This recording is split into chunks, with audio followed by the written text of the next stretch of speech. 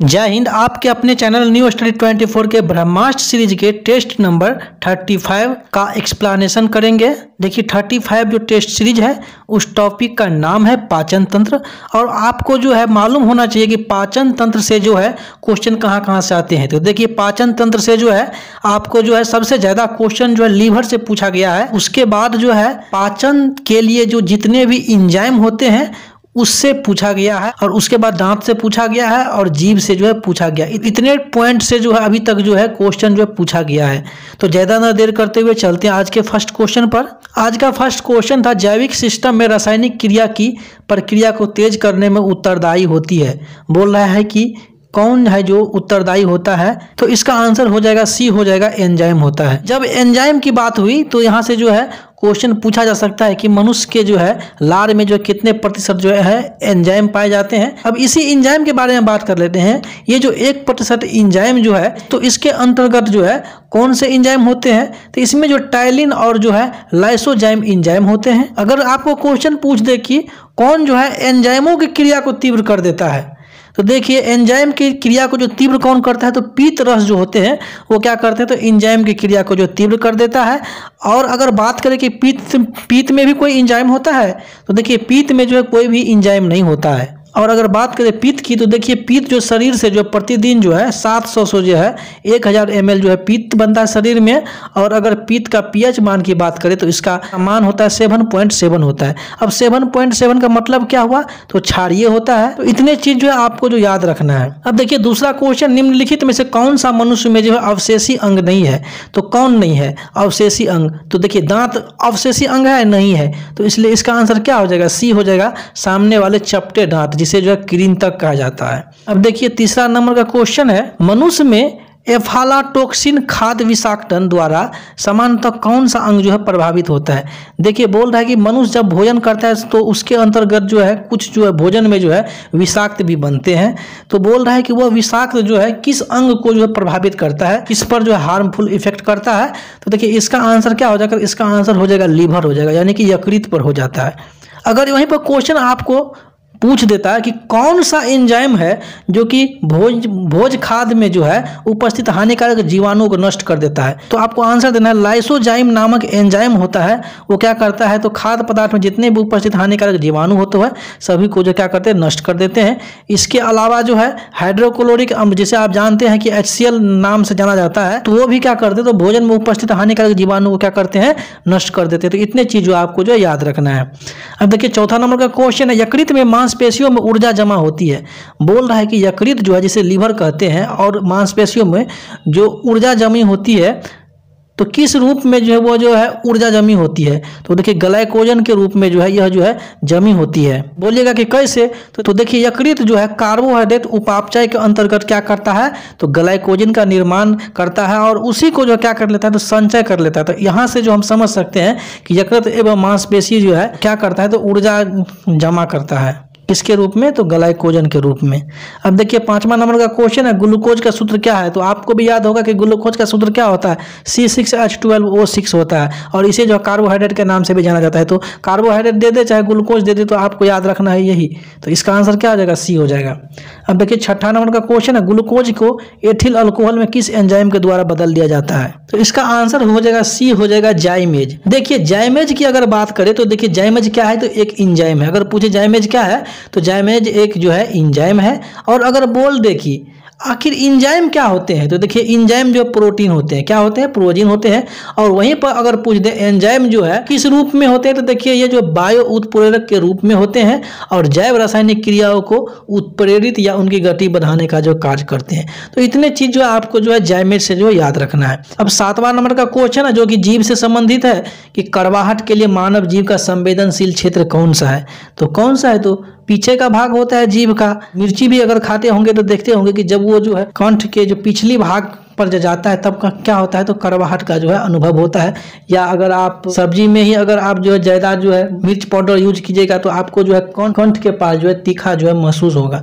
तो इसलिए इसका आंसर क्या हो जाएगा, तो इसका आंसर हो जाएगा सी, हो जाएगा पीछे का भाग। देखिए 8वां नंबर का क्वेश्चन, निम्नलिखित में से कौन सा एंजाइम प्रोटीनों को जो है एमिनो अम्ल में जो है विघटित कर देता है। मतलब क्या, प्रोटीन को जो पाचित करके जो है एमिनो अम्ल में बदल देता है। तो इसका आंसर क्या हो जाएगा, पेप्सिन हो जाएगा।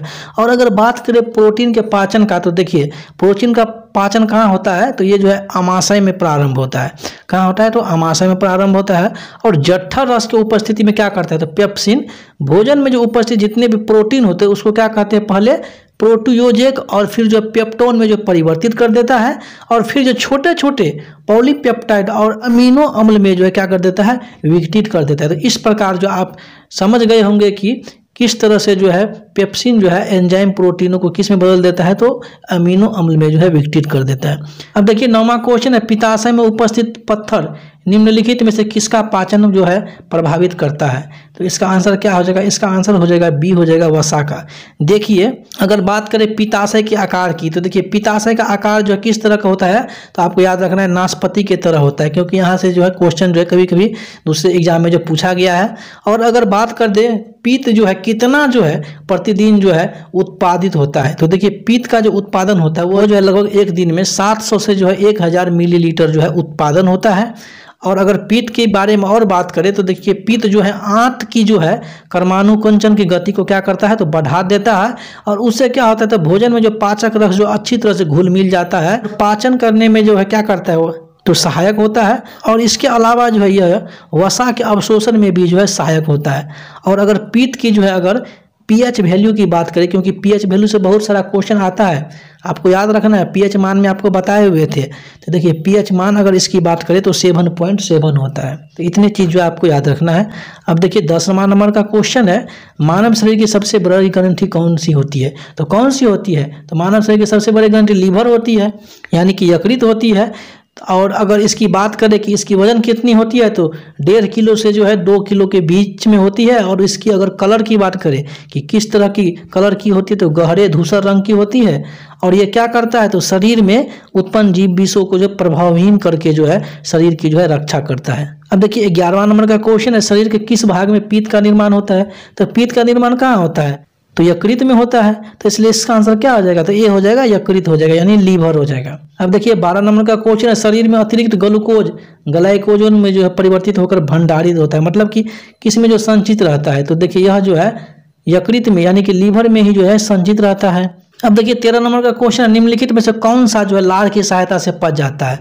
तो लार की सहायता से क्या पच जाता है, तो देखिए स्टार्च जो है वो जो है लार की सहायता से जो है पच जाता है। जब लार का जो है बात उठाए तो देखिए लार में जो है 99% जल होता है। कितना होता है, 99% जल होता है। और 1% जो क्या होता है, तो एंजाइम होता है। अगर बात करें कि इसमें जो है कौन सा एंजाइम होता है, तो इसमें जो 2 एंजाइम होता है, टाइलिन और लाइसोजाइम। कौन कौन एंजाइम होता है, तो टाइलिन और लाइसोजाइम।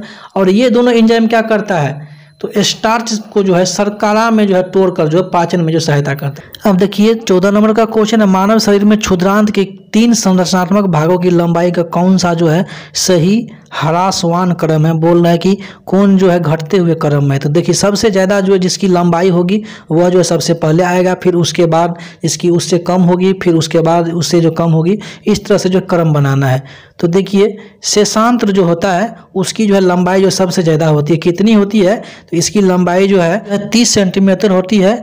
और उसके बाद जो है ग्रहणी की अगर बात करें तो ग्रहणी की लंबाई जो है 25 सेंटीमीटर होती है। और मध्यांत्र जो है इसके बीच में आ जाता है। तो इसलिए यह जो है क्रम जो है सही है, शेषांत्र, मध्यांत्र और ग्रहणी। तो इसलिए इसका आंसर क्या हो जाएगा, डी हो जाएगा। 15 नंबर का क्वेश्चन है, स्टार्च को जल अपघटन से ग्लूकोज बनाने वाला एंजाइम है। बोल रहा है कि कौन सा एंजाइम है जो स्टार्च को जो है ग्लूकोज जो है बना देता है। तो वो कौन सा एंजाइम है, तो एमाइलेज है। कौन सा एंजाइम, तो एमाइलेज है। अगर बात करें कि एमाइलेज नामक एंजाइम का स्राव कहाँ से होता है, तो आपको आंसर देना लार ग्रंथियों से होता है। 16 नंबर का क्वेश्चन है, प्रोटीन के पाचन में सहायक एंजाइम होते हैं। बोल रहा है कि कौन एंजाइम जो प्रोटीन के पाचन के लिए सहायक होते हैं। तो इसका आंसर क्या आ जाएगा, ट्रिप्सिन हो जाता है। क्यों, क्योंकि देखिए ट्रिप्सिन, टाइलिन और पेप्सिन जो है पाचक एंजाइम है। तो इसलिए इसका आंसर क्या हो जाएगा, सी हो जाएगा, ट्रिप्सिन। 17 नंबर का क्वेश्चन है, कौन से परिवर्तन में एंजाइम ट्रिप्सिन जो होता है वह जो उत्प्रेरक का कार्य करने लगता है। तो किस में होता है? तो देखिए प्रोटीन को जब जो है अमीनो अम्ल में जो है बदला जाता है तो यहाँ पर जो है ट्रिप्सिन जो है किसका कार्य करने लगता है? तो उत्प्रेरक का जो कार्य करने लगता है। तो इसलिए इसका आंसर क्या हो जाएगा? सी हो जाएगा। अब देखिए 18वां क्वेश्चन है, लिपिड्स का पाचन निम्नलिखित में से कुछ की उपस्थिति में होता है। बोल रहा है कि किसकी किसकी उपस्थिति में होता है? तो पीत अम्ल और लाइपेज की उपस्थिति में होता है। तो इसलिए इसका आंसर क्या हो जाएगा? सी हो जाएगा। 1 और 2 जो है सही है। अब देखिए 19वां क्वेश्चन है, मानव तंत्र में निम्नलिखित में से कौन सा एक जो पाचक एंजाइम नहीं है? तो देखिए ट्रिप्सिन, टायलिन और पेप्सिन क्या होता है? ये सभी जो पाचक एंजाइम है। और यहाँ पर बोल रहे हैं कि कौन जो पाचक एंजाइम नहीं है? तो गैस्ट्रीन जो पाचक एंजाइम नहीं है। तो इसलिए इसका आंसर क्या हो जाएगा? तो बी हो जाएगा, गैस्ट्रीन। अब 20वां नंबर का क्वेश्चन, निम्नलिखित में से एक की उत्पत्ति यकृत का कार्य है। मतलब बोल रहा है कौन जो है यकृत के द्वारा जो उत्पत्ति होता है? तो देखिए यहाँ पर जो है यूरिया जो है ऐसा है जो यकृत के द्वारा ही जो है उत्पत्ति होता है। तो इसलिए इसका आंसर क्या हो जाएगा? तो बी हो जाएगा, यूरिया। 21वां क्वेश्चन है, निम्नलिखित में से कौन सा एंजाइम ग्लूकोज को इथेनॉल में जो है परिवर्तन करने को प्रेरित करता है? तो वो कौन सा एंजाइम है? तो वो है जाइमेज है। तो इसलिए इसका आंसर क्या हो जाएगा? तो ए हो जाएगा, जाइमेज। अब देखिए 22वां नंबर का क्वेश्चन है, एंजाइम है क्या? तो अभी तुरंत हम थोड़ा देर पहले बताए थे कि एंजाइम जो है एक प्रोटीन होता है और यह जो है बायो उत्प्रेरक होता है। तो इसलिए इसका आंसर क्या हो जाएगा? सी हो जाएगा। और अब 23वां नंबर का क्वेश्चन है, मानव शरीर में पाचन का अधिकांश भाग किस में जो है संपन्न होता है? तो छोटी आंत में जो है सबसे ज्यादा जो पाचन होता है। तो इसलिए इसका आंसर क्या हो जाएगा? तो सी हो जाएगा, छोटी आंत। अब देखिए 24वां नंबर का क्वेश्चन है, क्वेश्चन का जो है ऑप्शन को घुमा दिया है, प्रश्न तो सेम है, आप समझिएगा कि वही क्वेश्चन जो रिपीट कर दिया हुआ है, लेकिन ऐसा बात नहीं है। 24 नंबर का क्वेश्चन है, एंजाइम एक है। बोल रहा है कि एंजाइम क्या है? तो यहाँ पे विटामिन दिया है, बैक्टीरियम दिया है, बायो उत्प्रेरक है और वायरस है। तो क्या है? तो बायो उत्प्रेरक है। तो इसलिए इसका आंसर क्या हो जाएगा? तो सी हो जाएगा। अगर बात कर दे कि बायो उत्प्रेरक होता क्या है? तो देखिए बायो उत्प्रेरक जो है क्या करता है? तो जैव रासायनिक क्रिया को जो है उत्प्रेरित कर देता है और उसकी जो है गति को जो बढ़ाने का जो कार्य करता है। तो इतने चीज जो है आपको जो याद रखना है। अब देखिए 25 नंबर का क्वेश्चन है, लार निम्न में से किसके पाचन में सहयोग करती है? मतलब बोल रहा है कि लार की सहायता से जो किसका जो है पाचन जो है होता है। तो इसका आंसर हो जाएगा, ए हो जाएगा, स्टार्च का जो पाचन जो है अच्छी तरह से हो जाता है। क्यों? तो देखिए लार में जो है लाइसोजाइम नामक जो एंजाइम होता है, जो कि हम बताए हुए कि लार में क्या होता है? लाइसोजाइम नामक जो है एंजाइम होता है। और इसके अलावा जो टेलिन भी होता है। तो इसलिए इसका आंसर क्या हो जाएगा? तो इसका आंसर हो जाएगा, ए हो जाएगा। देखिए 26 नंबर का क्वेश्चन है, कथन और कारण से मानव शरीर में यकृत वसा के पाचन में महत्वपूर्ण भूमिका निभाता है। और उसका कारण बोल रहा है यकृत 2 महत्वपूर्ण वसा पाचक एंजाइम उत्पन्न करता है। तो इसका आंसर हो जाएगा, सी हो जाएगा कि मानव शरीर में यकृत वसा के पाचन में तो महत्वपूर्ण भूमिका निभाता है, लेकिन यह जो बोल है कि यकृत 2 महत्वपूर्ण वसा पाचक एंजाइम उत्पन्न करता है, इसलिए यह बात जो है गलत है। तो इसलिए इसका आंसर क्या हो जाएगा? सी हो जाएगा। अब 27वां क्वेश्चन, मनुष्य की मुख गुहा में निम्न में से किसका पाचन प्रारंभ होता है? तो देखिए मनुष्य की मुख गुहा से जो किसका प्रारंभ होता है? तो कार्बोहाइड्रेट का जो है पाचन जो है स्टार्ट होता है। तो इसलिए इसका आंसर क्या हो जाएगा? सी हो जाएगा।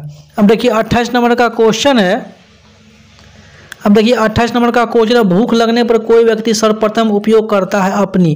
बोल रहा है कि किसको जो है उपयोग करता है? तो जब आदमी को भूख लगता है तो वो उपयोग क्या करता है? तो ग्लाइकोजन को जो है वह जो है उपयोग करता है। तो इसलिए इसका आंसर क्या हो जाएगा? ए हो जाएगा। अब देखिए 29वां क्वेश्चन है, एंजाइम ठीक से काम कर पाए इसके लिए कौन से यौगिक जो आवश्यक होते हैं? तो कौन से यौगिक आवश्यक होते हैं? तो विटामिन होते हैं। तो इसलिए इसका आंसर क्या हो जाएगा? ए हो जाएगा, विटामिन। अब देखिए 30 नंबर का क्वेश्चन है, प्रक्रिया के द्वारा आहार नली में किस तरह जो है भोजन जाता है? मतलब बोल रहा है कि किस तरह जो है भोजन जो है आहार नली में जाता है, इस प्रक्रिया के अंतर्गत जाता है? तो अंतर्ग्रहण प्रक्रिया के द्वारा जो जाता है। तो इसलिए इसका आंसर क्या हो जाएगा? ए हो जाएगा। अब देखिए 31वां क्वेश्चन है, भोजन नली की दीवारों के संकुचन और प्रसरण को जो है डैश डैश गति कहा जाता है। मतलब बोल रहा है कि कौन सा गति जो है कहा जाता है? जब भोजन नली की दीवारों में संकुचन होता है तो क्या कहा जाता है उसको? तो कर्मानुकुंचन कहा जाता है। तो इसलिए इसका आंसर क्या हो जाएगा? तो ए हो जाएगा। सिग्मोइड कोलन किसका भाग है? बोल रहा है कि यह सिग्मोइड कोलन जो किसका भाग है?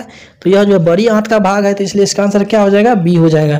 33वां नंबर का क्वेश्चन है, मानव तंत्र में निम्नलिखित में से कौन सा एक जो पाचक एंजाइम है? तो आप ही देखिए कौन कौन सा पाचक एंजाइम है? तो ट्रिप्सिन है, टाइलिन है और पेप्सिन है। तो इसलिए इसका आंसर क्या आ जाएगा? तो बी हो जाएगा, गैस्ट्रीन। यह जो है नहीं है। देखिए 34वां क्वेश्चन है, लार किसके पाचन में जो मदद करती है? तो लार किसके पाचन में मदद करती है?